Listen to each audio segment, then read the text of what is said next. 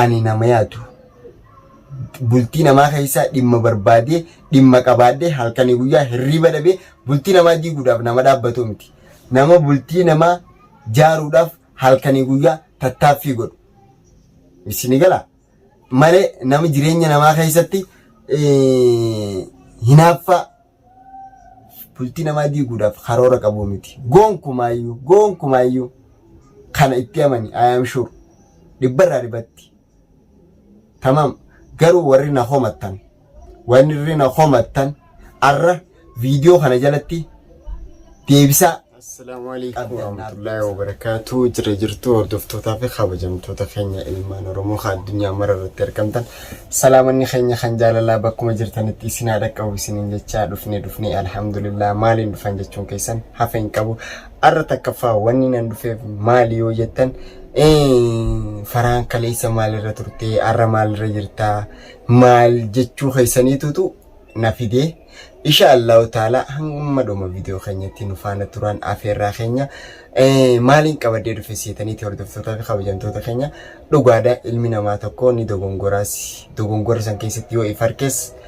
dogongora sirreeffachuunis waanuma jiraati dogongora fi beetee fudhachuunis waanuma jiraati jechi sinaan jettan jecha dhugaati.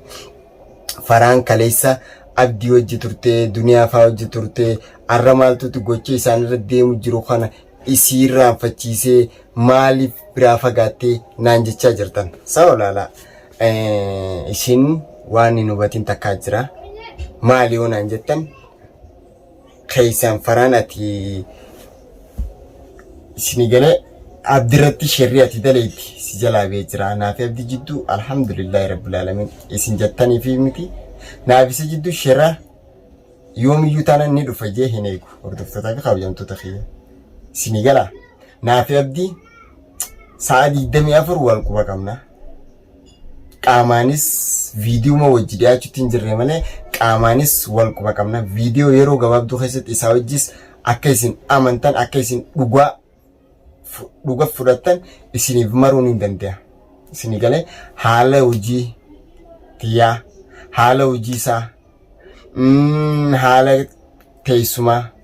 tutu addaan nu fageessi. Fageenyaa miti amnuma yookaan taate nus sa'aati. Bira na fitu. Isinii galee garuu isa bira ni dhaqa. Isinii gala maaliif kanin viidiyoo wajjin dalagiitiin jirreef yoo jettan waan silaa dhimma abdii ilaallatu isinii gala dhimma abdii ilaallatuun ani keessa jira si galee silaa akkuma gaafa Abrahaam Adan irraa ka'ee dubbii abdii fi duniyaa wal dhabdee sanirratti ceeyaa akkasitti dhufe sanitti har'a wal dhabdee Abrahaamii fi iftuu jidduu deemu jirtu tana gochee isaa ifturratti namni hojjechuu jiru kana silaa takkaffaa ka dubbii tana jidduu dhaabbatee jidduudhaafitu abdii ture. Sinii gala egaa waan san taateefu ifiifuu tasgabbiirra hin jiru mana isaa keessa akka jiru ni gartan. Diina meeqaatu roorroo meeqaatu irratti deemu jira. Roorroo sanillee arrallee borullee ani nama isi cinaa dhaabbatu malee nama isi cinaa fagaatu miti. Sinii galee ummata san hundaa gartee miti. Nama isaa wajjin duulee ummata sanirra bobboo malee nama isa biraa fagaatee inni hobatti roorrifamee roorroo sana eessumni isaatti dhufee eessuma isaatti wajjin firaa ittisu jiru miti. Tamam anis yaadaan isaan biraan jira. Hordoftootaa fi kabajamtoota kiyya. Naafi obboleessa kiyya jidduu hammeenyi hin jiru. Shirri naafisa jidduu deemu jirus tokkollee hin jiru. Isinii galee sawwaan taateefuu asumaan waan takka isin hubachiisuu barbaade ijoo dubbiiti naaf abdii waan kana wal mari'amanii faraan waan kana dhaqiiti Abrahaamii fi jaartii jidduutti dubbii tana laale halli god anis gaa tana keessa hoggaan achi dabre dhufee waan isin irra jirtan isiniin hubadhaa kanaan jiru abdii jechuudha akkas saniifin isa biraa fagaadheetuma dubbii tana keessatti akkanatti riccicaamu jira ani fiifuu rakkadheetiin jira hordoftootaa fi kabajamtoota kiyya. Isinii galee antiyaafuu rakkadheetiin jira waan irra haa godhu jiru waan jireenya namaa kana keessa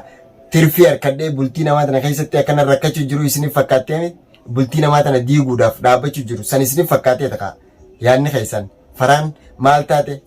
taate dhageeffadhaa mee waan takkaan isinitti hima isinii galee na kabajjan isiniin kabaja Oromootiya qaalii tamam waa hunda ol Oromoo saba kiyya nin jaaladha dhugaa rabbii nazbeet yatana saba keetiif kenni yoonaan jan wallaahi laaziim nin kan nin gumaachaa jechuu waan inni isinirraa qusaddu takkan qabuwan isinii galee Oromoo hedduu takka Oromoo ta'uu kiyyaafis hedduu rabbiif galanni haa ga'u nin jaaladha ifiin jaaladha isiniin jaaladha tamam arra saba Oromoo bal'aa kana keessatti faraan Oromoodha jechuu kiyyaafu alhamdulillahi rabbil alamin sinii galee hamaa koo hamataa koo jaan sinii galee yoo nammaadhes hammeenya kiyya faraan ati tana jaati na hubachiisa hordoftoota fi kabajamtoota kiyya duuda bal'aan isinii qaba ardi akkuma rabbii tana bal'isee uumettiin dhageeffadhu hanga dandeetiiti yaa isin simachuun danda'a rabbiif galanni haa ga'u isinii gala faraan tuqaa malee kee nama yoo ni tuqa jettanis fuula keessan duraan jira ganamaa galgala ati akkanaati jaatu mana irratti oofaa keessattuu nam takka lama koomentii kiyya jalatti harkaatiin jira isinii galee isin kireezii keessan daleessisaa tamam isin tuquu isoon hin barbaadin isinillee tuquu hin barbaadu warri keessaan naqeeqaa jirtan hubaddaa waan takka adda baafaddaa isinii galee isoo addan baafanne akkanuma lafaa kaatanii waan isiniif fakkaateen oofinaa dhageessanii maaliin jechuu barbaadee hordoftoota kabajamtoota keenya anarra eessumni abdii cinaa naa dhaabbachuunis na boonsa isinii galee silaan dahannoo isa cinatti dahannoo san arku baaddee kana keessatti akkanatti namni agartee miti biraa fagaadhee akka isin nafu mattan gonkuma hin dalagu isinii galee isaan isa cinatti abdii qaba tamam isi cinaa naaf jira isinii galee abdiis abdii duniyaanis duniyaadha ni beeytan tamam nama roorroo firra dhiisuu miti nama roorroodhaaf jee mataa qaqqabatuu miti ni beeytan sababa saniif nama tokko gaa laalteetis ni garta isinii gala waan hin taaneef jettee bakkaan ciqilfadhee jiru tanarraa waan hin taaneef jee akkanatti waliin jiru maaliif taayatiin itti qoflaa'u amma duniyaan nama akkasiiti abdiis nama akkasiiti isinii galee jarri kaan naguma akkanatti utaalu jiran isinii galee way akkasii hordoftoota kabajamtoota kiyya ani galgalaa ganamaas nin bilbilaafis isaanis naaf bilbilan tamam bira nin dhaqaa isinii galee keessattuu arra yeroo gabaabduu booda insha Allahu ta'ala arraan taate boruun taate isa abdi bira dhaquun kiyya dirqama maaltu isa bira nageessa gocha arree isaan Khaalidii fi Urjiin irratti dalaganii isoo isaan manaan jirre guyyaan jummaadha jummaa namuu gabbee qilleensa fudhachuu fadha tamam rahaa godhuu fadha ijoollee fuutee bakka itti taphatan geessuudhaaf isii manaa baate mana cabsanii isii duubaa baanii deeman isinii galee mana isii cabsanii jechuu darsa isii walii gaddiiganii amma isiidhaaf ati kana maal sirraa fuudhan jee bilbilaan gaafachuun natti ulfaate qaamumaan itti dhaqee waan isii godhan baruudha mana san keessa manni isii mana kiyya mana isiiti haabdiitii ha duniyaati jechuu isinii gala akkasi hordoftootaa fi kabajamtoota kiyya isaan bira yeroo gabaabduu keessatti dhaqee waan arragaa jarrisan isaan godhanuu waa jalaa fuudhanuu waa gartee miti mana san keessatti waa balleessanii jalaa waa fuudhanii hulaa san buqqaasanii baanu haala itti hulaa san cabsanii baan isaanumaaf rabbii beeka dhaqee barachuun dirqama kiyya talamadaati yaa uumina dhageessanii ani obboleessa kiyyaa ilma biyya tiyyaati jedhiin qoma dawaddee fi tamam jireenya isaa keessatti deebisuudhaaf laffa'ee tamam isaan lamaan jidduutti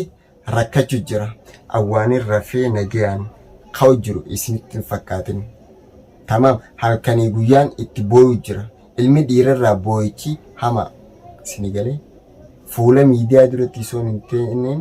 gochee inni naan jiru fi waan inni naan jiru dhaabbadhee booyu intalti tun nabboochi iftuu jechuun haati Bilaal nabboochi isinii gala faraan eda hulaa dhufee narratti tumee naan jette mi'a hordoftoota kiyya dhageeffadhaa tamam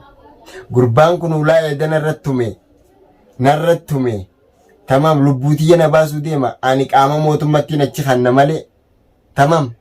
takka mootummattiin iyyadha malee maal jechuu jirti yaa dhaabbadhu jenneeti dura dhaabbannee isii tana kadhachuu jirra gurbaa kanas isini galee inni as garagalee kana keessatti anuma kana hamaa godhee faraan CV iftuun eega gaafatti viidiyoo hiccitii guyyaa inni fuudha isaa ol bee yaani dhufee na hojii mana dhufee wajji haasoo inni booda tamam waan biraa keessa galchan garuu isaa miti tamam jechisan hundinuu kaisar raajame miti hordoftoota fi kabajamtoota kee waan namni isaan jee fuudheeti ol bee jechuu jira keessattuu faatee fi inni deemanii boona abbaadoo ammas tokko dhufe maamme way yaabo mee dhageeffadha isinummaan kun hundinuu sammuu hoolaa baadhatanii deemu jirtan malee sammuu ilmi namaa itti yaadu baadhatanii deemutti hin jirtan isinii gala saniifuu an akka nama tokkotti ani faraanii hin jijjiiramu arraas ta'e borus ta'e hin jijjiiramu isiniif gale anka nama tokkotti numaan beeka numaan yaadaas isinii gale akka isin faraan maayimii gootanii deemu jirtan kanattiin tamam wallahi kanaaf iyyatti isinii ni zaabu faanta kophee xiyyaa kaajalatti isinii ni zaabu nama tuffatullee miti naman tuffatu garuu tuffii isinnaaf qabdan ilaalchee isinnaaf qabdan saniitu akkaanan isin tuffadhu na godhe isinii galee nuti yoo kana singoone nuti yoo ka singoone maa infa haazal kalaam kuni faayidaa takkan qabu jechi kana isinii galee ol baada akka dhiiratti as baada tamam dhiirti nama duuba naman dhaadattu ija dura wal teessee dhugaa jirtu tana sana jettee walitti himti isinii galee sawwaan ta'eef gocha hin fakkaanne qabdanii hin deemina isinii galee anarrallee borullee wanni isin nagootan takka hin jirtu kawaana godhu rabbii khaalika isinii galee sawwaan taateefu walaa kabanyuu isiniin jaa isinii galee Abraham ati sigala ani akka nama tokkotti rakkina keetiitu sibira fidee na dhaabi sigale akka atichi garagaltee na ammeeffattu fan sibiran dhufu barbaadda sigale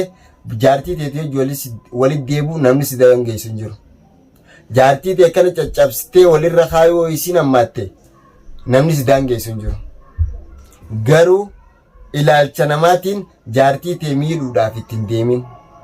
tamam ol garagalii jaartii tee tana kabajaadhaan tamam dhugaa jirtu itti himadhu jaartii teetii wajjin nagaan jiraadhu sigale wanni dubbii jaartii teetii akkana akkasi jettee jaartii teetiif dhaadattuuf hin jirtu dhaadannaa jaartii teetii wanni si gooyu isaan jirtu anis walis hin finne kaleessa tamam faatee fi boonaa fi maamme walis hin finne jaartii tee haadha bilaal iftuutu ni beeytan jala seenaa laala gocheeni sirra godhaa jiru boochisu jira imimmaan halkanii guyyaa maali isini hangam takka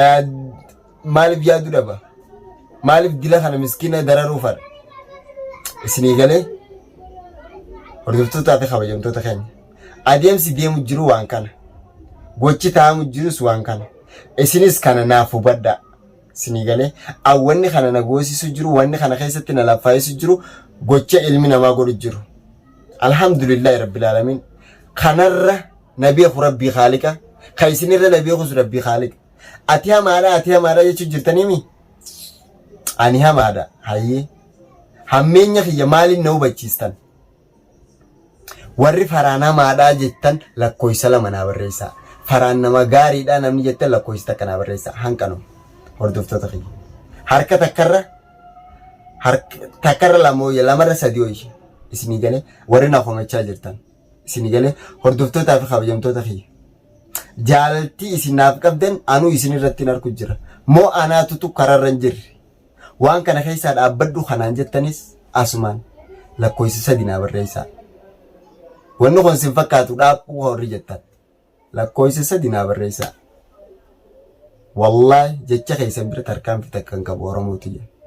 Oromooti ya qaali isinii galee viidiyoo kiyya like share subscribe godha ani dhageessanii harka keessan jira nama harka keessa jiru tamam harka keessa dirqiidhaan baasuun akkam an nama harka keessan keessa jiru jaalattanis jibbitanis bakka firraa nageesstan hin qabdan tamam saniifu yoonan dogongorarra jiraadde tamam lakkoofsa 3 naa barreessaa dogongora khiyaachira dhaabbaddeetiin sirreeffadha khajaalalati qabu lakkoofsa kana barreessaan dhuma khiyyaa jibbaa khiyya ka qabdus ka lakkoofsa lamatu itus san nasiiba keeti akkasi inshallah taala ordoftoota fi kabajamtoota keenya isiniin jaaladda isinis kabajaanuuf qabdan galatooma ulfaadda hanqa rabbi waliin nu deebisutti nagaan naa jiraaddan dhaamsa khiyya assalamu alaykum wa rahmatullahi wa barakatuh